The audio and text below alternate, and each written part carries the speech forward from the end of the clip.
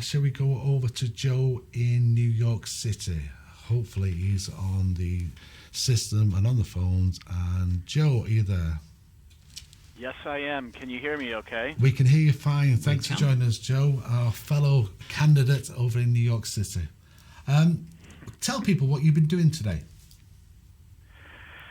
So today I was in Harlem at Jacob's Restaurant, which is on the corner of 128th and Lenox Avenue. And we were getting meals out. I was working together, volunteering with my fellow to get food out to the community. One thing that we are dealing with here, which unfortunately isn't getting a lot of press, is severe food shortages. And you see some coverage given to places in the Midwest or down south where there are long lines of people just hoping to get a box of food. This is a problem here in New York City that existed before the pandemic. This is a problem that will continue beyond the pandemic as long as we are being oppressed by the current system in place. And every year this restaurant in Harlem gives meals out to the community. And so that's what I spent my morning doing. Well, first of all, God bless you for doing that, because with the current climate, it's quite refreshing to hear something like that. And I just say, what do you feel has made it so much worse? Is it the policy of the government, the situation with COVID, or just the general underlying inequalities that there are at the moment? It all starts with the underlying inequalities that have existed in this country from the very beginning. You see it the most in neighborhoods and communities of color, which are adversely affected. And so COVID is just one more devastating blow to these communities. And, we were at the People's Church in Harlem last week giving out meals where, we were out there for 4 hours and there were still people just desperate for food that had lined up starting at 6 a.m.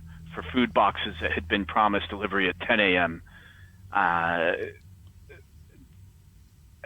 this is happening every day in various locations around New York City and across the country.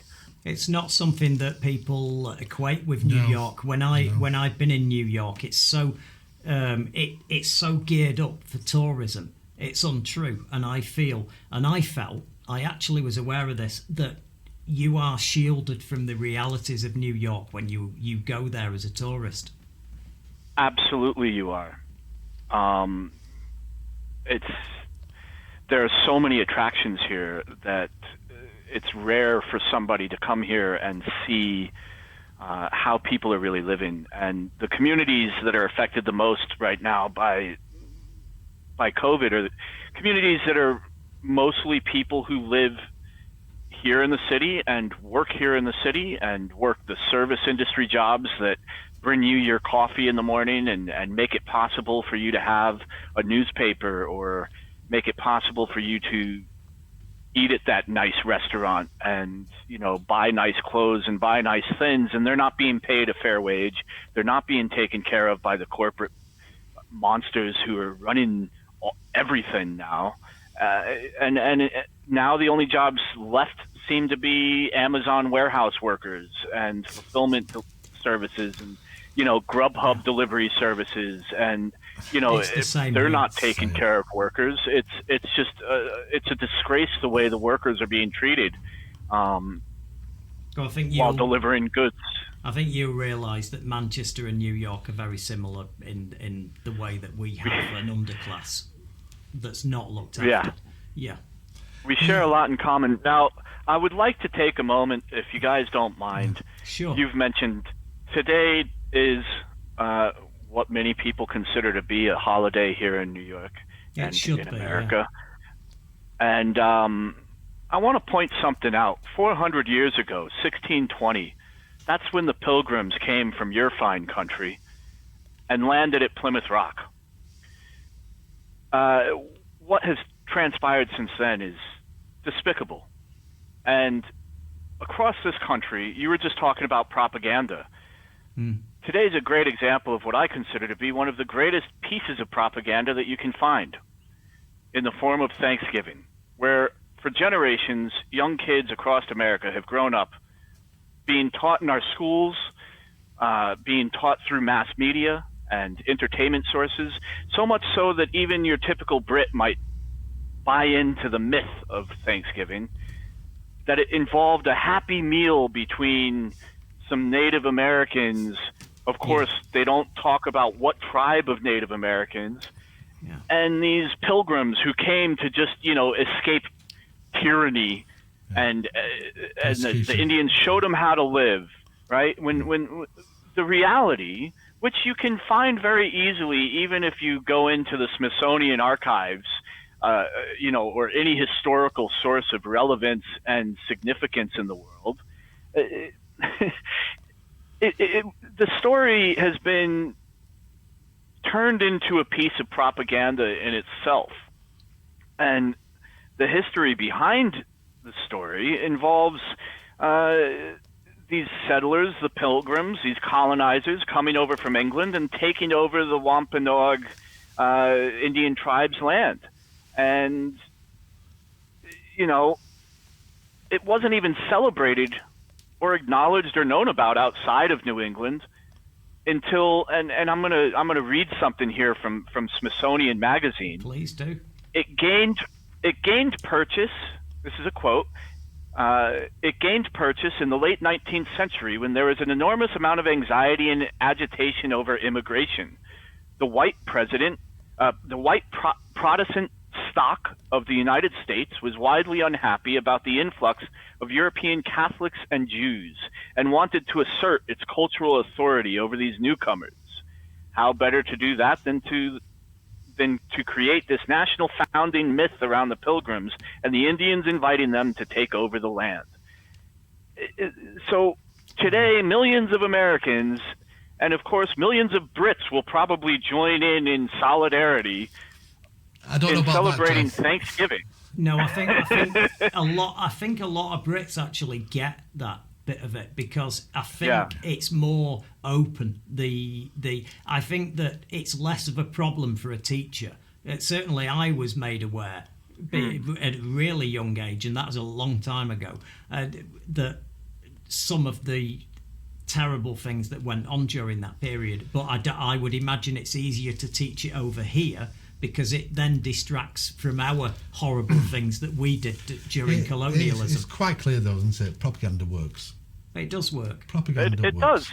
Yeah. I apologize if I'm mischaracterizing the British population right now. No. But I do have this, imaginary sort of thought that there are Tories all over the UK eating turkey for dinner tonight. No, so. there are very few Tories. If you went to percentage, you'd probably be about 30% of the country. But the problem is you've got a lot of people that should be voting Labour and being more left-wing that vote for them when something doesn't suit them and they're a bit fed up. And they think that teaching Labour a lesson is going to pay off in some way. So they end up getting a victory.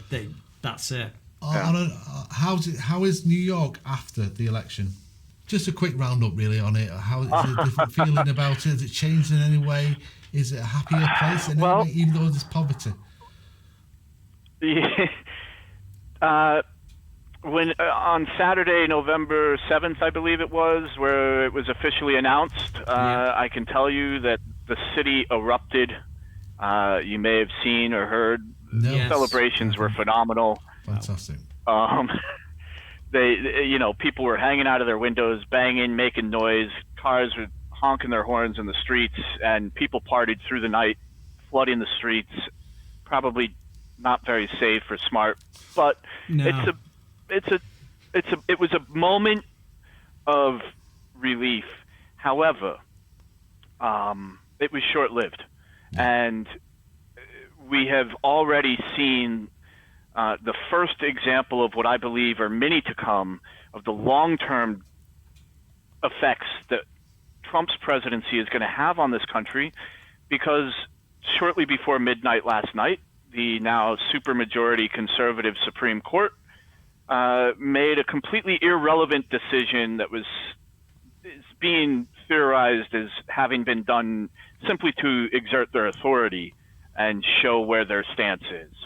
Not sure if you guys saw, but they revisited a case that was brought before the Supreme Court that had been struck down a few months back, that was brought up by the Brooklyn Diocese, my own diocese. Yeah. The Catholic Church was opposed to our government telling them not to have people come to Mass, and brought it to the Supreme Court together with some Jewish religious leaders from our community. It was initially shot down while Ginsburg was holding court, and now that Justice Barrett is in position, it passed 5-4, even though those restrictions have already been removed. So our tax dollars you've just paid for the court to, you know. Unfortunately, I was trained as a lawyer, so that was my first job. That really, so I'm embarrassed by the whole thing. But I kind of knew it would get to this. But I mean, it's great that things were better, because I think when we last spoke and we were doing the live show, we thought that we thought things were going a lot worse, because I had it pegged in my head that maybe 60 to 65% maybe at the tops of the mail-in votes would skew towards Biden, and it wouldn't be quite enough. And it turned out in some places to be 80. But I stand by what I said that night when I was having a minor meltdown, because I said that there was a price to pay for this victory by having these Republicans involved in the Democratic Congress, and when they were doing the convention, having people like Kasich and other Republicans, and there'd be a price to pay. And within 2 days of it being announced that yes, it's probably is Biden, but he will obviously spit his dummy out and not concede.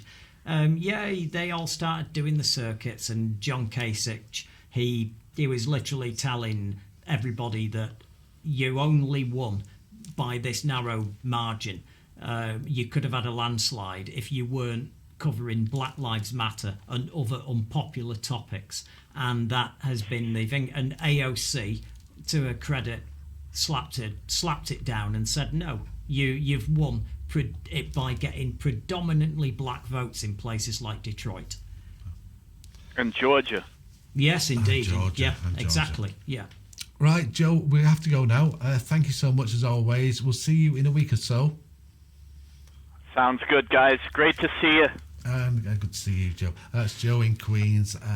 He's just one of life's good guys out in the streets. Certainly is. And it happens here in Manchester as well. I mean, obviously, caring the homeless, and Christmas is coming up. There's a great charity going on at the moment, collecting toys for kids. Yeah. And it's hard times for people. It's just hard times. It's dreadful. It is time to, I don't know, try and come together in some way, but don't believe the propaganda.